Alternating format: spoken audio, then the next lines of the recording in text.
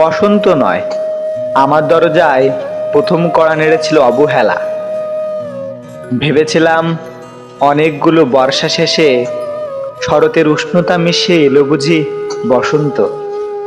দরজা খুলে দেখি আমাকে ভালোবেসে এসেছে অবহেলা। মধ্য দুপুরে তির্যক রোদের মতো, অনেকটা নির্লজ্জের মতো আমাকে আলিঙ্গন করে নিয়েছিল অনাকাঙ্ক্ষিত অবহেলা। আমি চারপাশে তাকিয়ে দেখেছিলাম আমার দিন দশায় কারো করুণা বা আর্তিব পেখম ছড়িয়ে আছে কিনা। ছিল না। বৃষ্টিহীন জনপদে খড়খড়ে রোদ যেমন দস্যুর মতো অদমনীয়, তেমনি অবহেলাও আমাকে আগলে রেখেছিল নির্মোহ নিঃসংকোচিত। আমি অবহেলাকে পিছনে ফেলে একবার ভো দৌড় দিয়ে এগিয়ে গিয়েছিলাম।